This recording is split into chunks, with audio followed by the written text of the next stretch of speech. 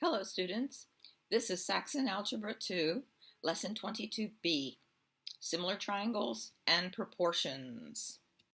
In a previous lesson, we learned how to find the scale factor, capital S, capital F, between two similar triangles. The concepts in this lesson build on that, so let's review. Here we have two similar triangles. We are given one pair of corresponding sides with their side lengths.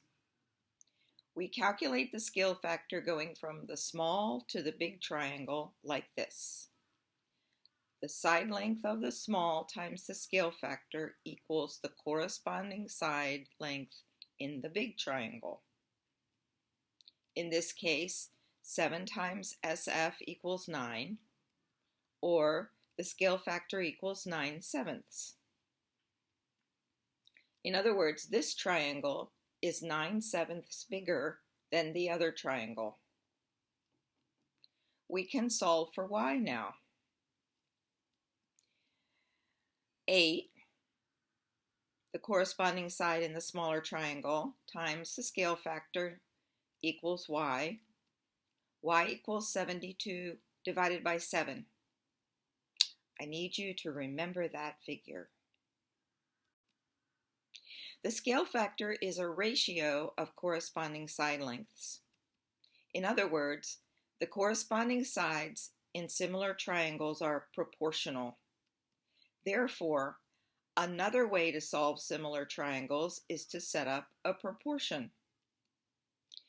We'll start with the side lengths that we're given. 7/9 equal 8 over y, another pair of corresponding side lengths. Notice that the numerators are from one triangle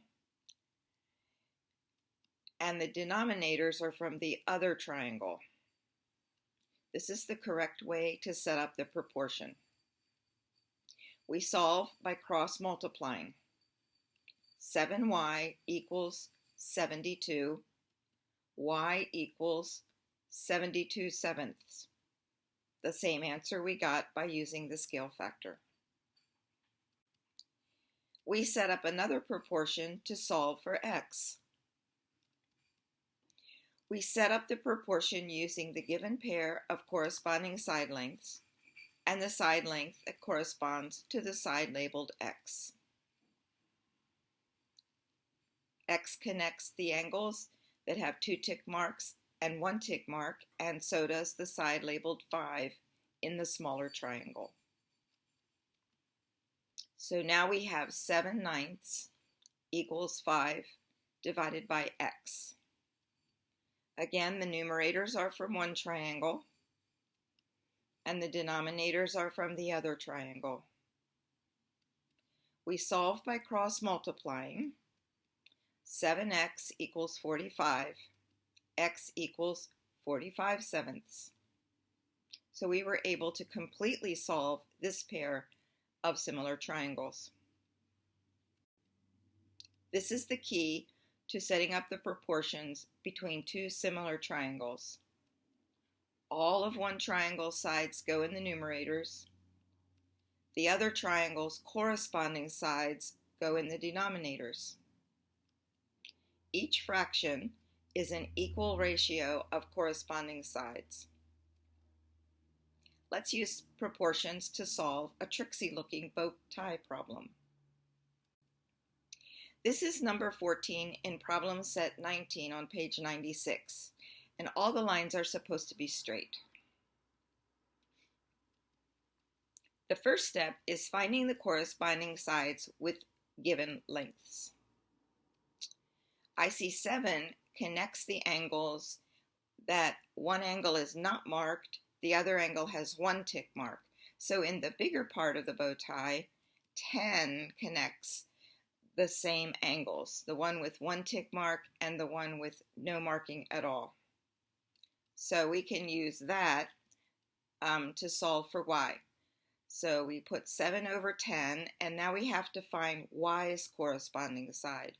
Y connects the right angle and the angle marked with 1 tick mark, and so does side 8. So now we have 7/10 equals y divided by 8. Again, all the numerators are from one side of the bow tie, and all the denominators are from the other side. We solve by cross multiplying, so 10y equals 56. Y equals 56 divided by 10, which can be simplified to 28 divided by 5. And for this problem, the rest is up to Pythagoras.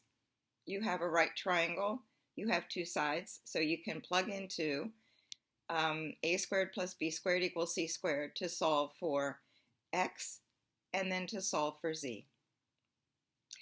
I hope this video has helped you to master lesson 22b, similar triangles and proportions. See you next time.